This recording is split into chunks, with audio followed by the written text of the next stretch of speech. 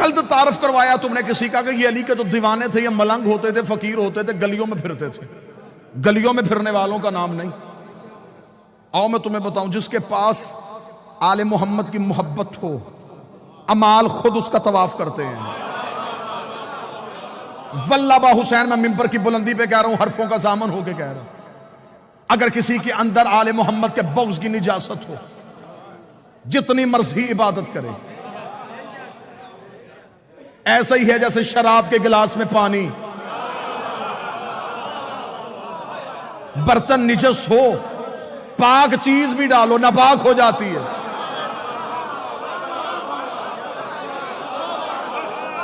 ना आपको दलील अच्छी नहीं लगी तो फिर सर झुकाए ना आप। जिस बंदे को नहीं सुनने, आज उसके लिए इतनी रायत कर सकता हूं, वो कानों में उंगलियां दे सकता है, लेकिन जितने आ गए हो बारगाह में अब तुम उठ नहीं सकते, क्योंकि फजाइल अली सूरह इसराफील होते हैं। ये जमीन तुराब हिलने ही नहीं देती, कदम जुम्बश नहीं खाते बंदा फजाइल अली सुन के भागने की कोशिश करे।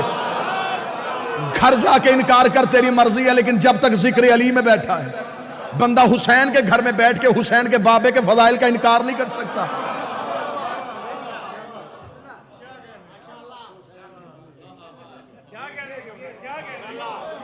फजीलत का इनकार नहीं। ये अस्माए जिन्हें लोग समझते हैं ये फकीर हैं, ये मलंग हैं, ये दीवाने थे अली के नौकर, बस शियों ने पकड़ लिया, बहलोल दीवाना, कलंदर दीवाना, फकीर। आमद तुझे बताऊं इनकी मार्फत क्या थी। वक्त के फकीर का नाम था शाह हुसैन। दुश्मन की साजिश है कि उस्मान मरवंदी नाम था, शाह हुसैन नाम था। इब्राहिम कबीरुद्दीन इब्राहिम मुजाब का बेटा, जो जवान बैठो इब्राहिम मुजाब आज भी हुसैन के पहलू में सोया हुआ है।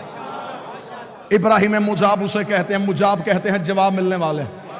ये कब्र हुसैन पे जाता था, हुसैन की जर्री पे जाकर था, सलाम अलैका या बना रसूल अल्लाह, रसूल का बेटा तुझ पे सलाम हो। कब्र से हुसैन बोल के जवाब देते थे, अलैका सलाम या इब्राहिम। सिर्फ इब्राहिम नहीं सुनता था, जितने लोग हरम में नमाज पढ़ रहे होते थे सारे जवाब सुनते थे। अरब वालों ने इसका नाम रख दिया इब्राहिम मुजाब। ये वो इब्राहिम है जिसे हुसैन जवाब देता है। एक दिन सरकारी हज़रत इब्राहिम मुजाब कब्र हुसैन पे बैठे हुए थे, हुसैन की कब्र पे जाके सलाम किया। सलाम करने के बाद बादशाह हुसैन को सजदा किया।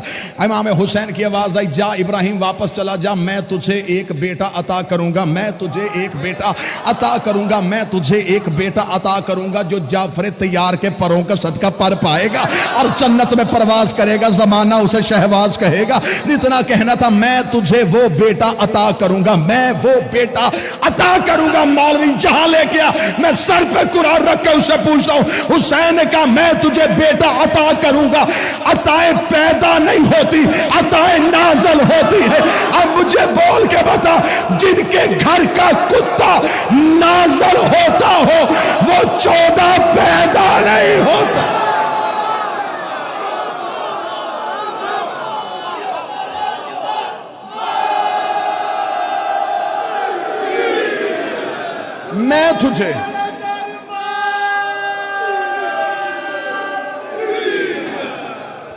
मैं तुझे बेटा अता करूंगा।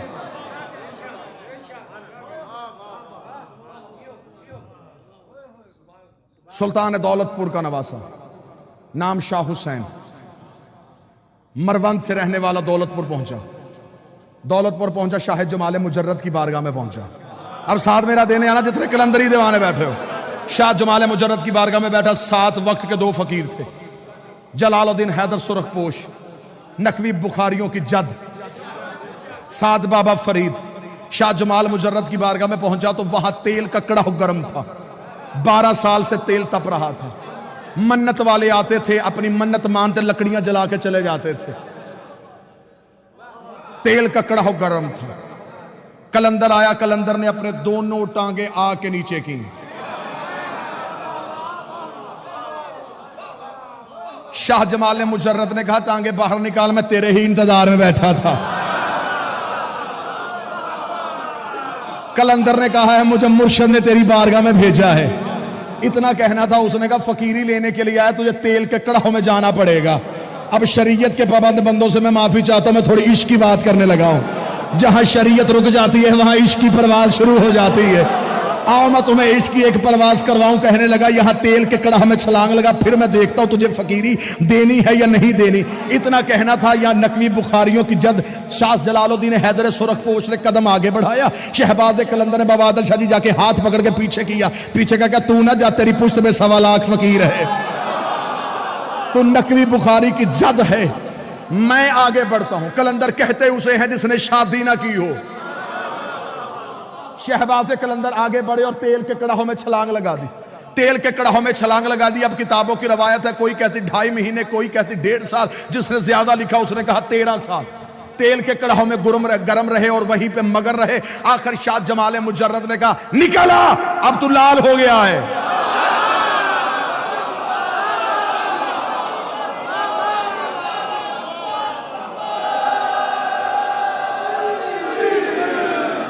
सार उठाए वो बंदा जिसने फकीर के सामने घुटने टेके हैं। बाबा आदिल शाह जी सरदार आगा अली जान वक्त का बहुत बड़ा फकीर था। आपने उसकी दहलीज से ज़दारी सीखी है। आओ जितने फकीर से ज़दारी सीखते रहे हो, जिन्होंने वक्त के फकीर के हाथों से अब्बास का आलम थामा है, निकल बाहर तू लाल हो गया है। कलंदर का बाहर आना था, या खानगाह में दरख्त के पत्तों से आवाज आई, हाजा कलंदर, हाजा कलंदर, हाजा कलंदर, हाजा कलंदर। सारी कायनात के फकीर इकट्ठे किए गदीर की याद में।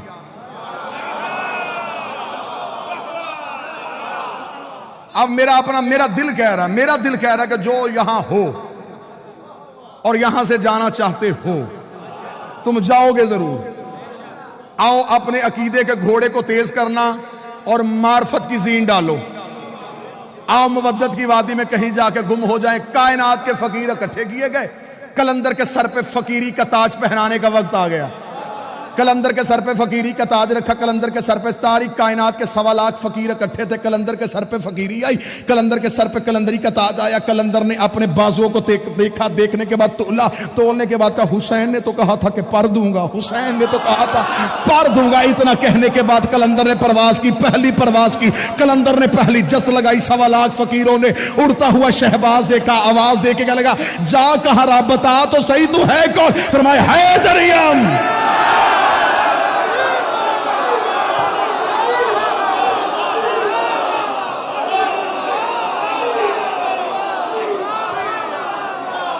इजाजत देना, मैं सारे शेर पढ़ना चाहता हूं। जाफरी साहब वो पढ़ना चाहता हूं जो जमाने ने छुपाए हैं।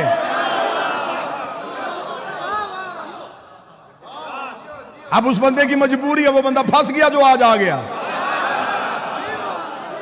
अब यहां से छोड़ू शायद कल हम आधे रह जाएं।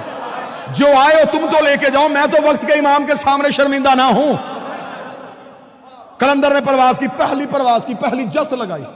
1.25 लाख फकीर की आवाज, कौन है? फरमाया हैदरियम, कलंदरम, मस्तम।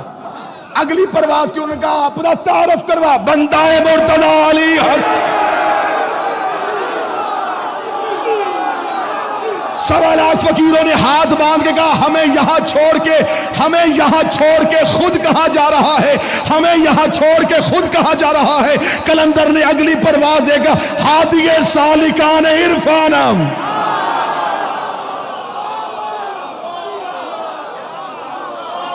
मैं इरफान की गली के रहने वालों का हादी हूं। उन्होंने कहा रुतबा क्या मिला? कलंदर ने अगली जस्त लगाई, परवाज बुलंद करके कहा कलंदर ये बस्तम कमारे बंदम। कलंदरी मैंने अपनी कमर के साथ बांधी हुई है। अगली परवाज हुई, उन्होंने कहा अपना मजहब बता के जा, तेरा मजहब क्या है? कलंदर ने अगली परवाज देखा, चहारदा तन शफी इसे आना। 14 के अलावा गुनाहगारों की शफाअत करने वाला कोई नहीं।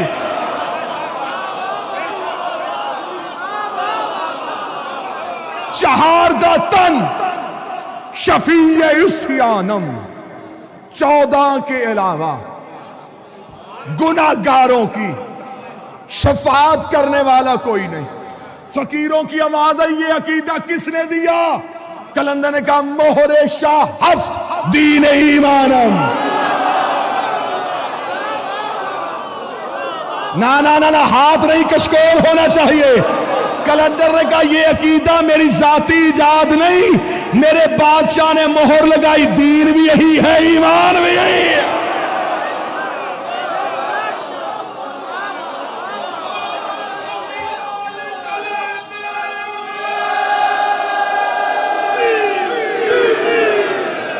कहां गए वो बंदे जिन्होंने कहा था कलंदर सुनाए?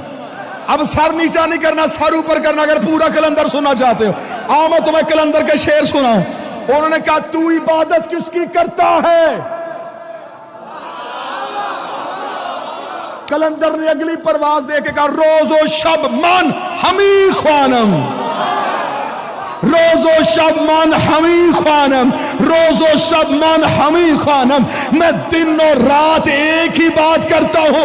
उनका कौन सी? उसका बगैर चहारदा नामी दानम, मैं 14 के अलावा किसी को जानता ही नहीं।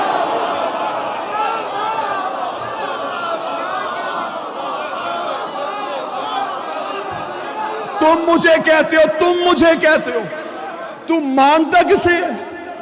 मैं 14 के अलावा किसी को जानता ही नहीं।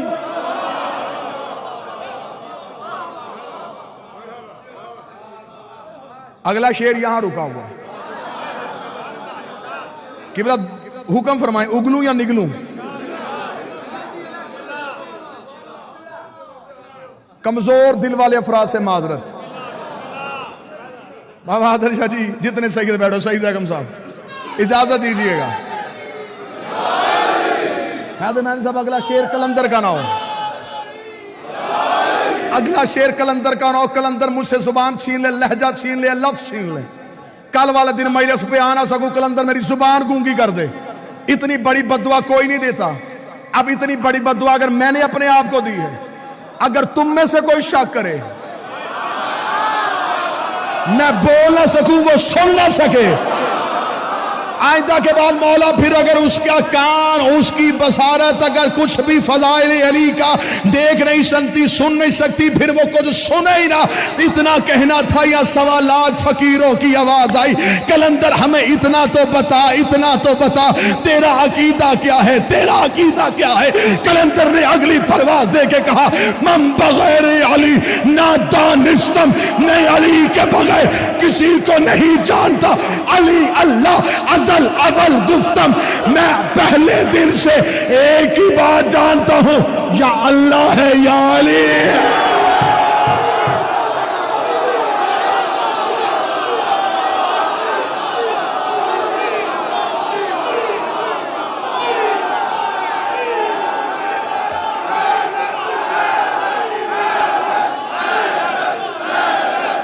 जी आप सरकार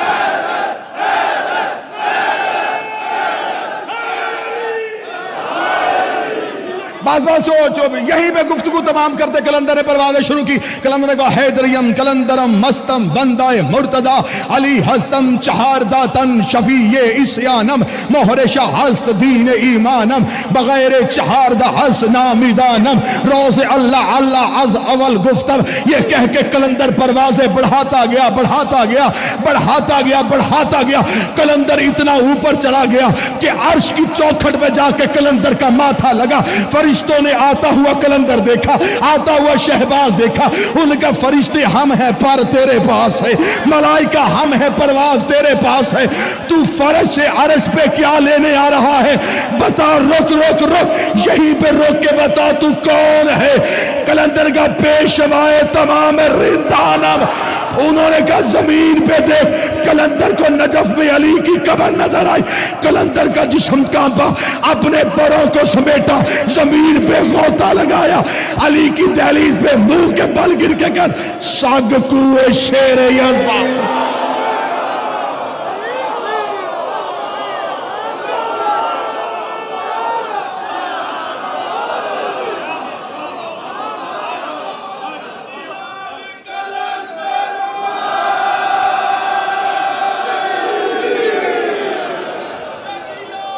बिस्मिल्लाह सरकार।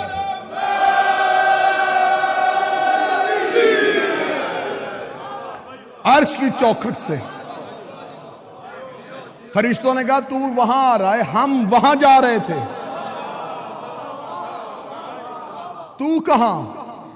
कलंदर ने कहा मैं तो प्रवास पे हूं। उन्होंने कहा जमीन पे देख।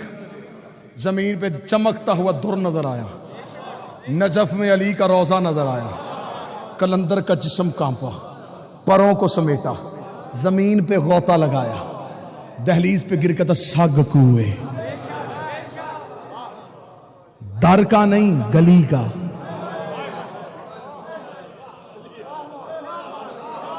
नौकर ने करीब बैठ के फकीर से पूछा था मुकाम जो इतना मिल गया था दरवाजे पे क्यों नहीं आया? उसने गुस्ताख ना बन, दरवाजे पे नबी बैठे थे।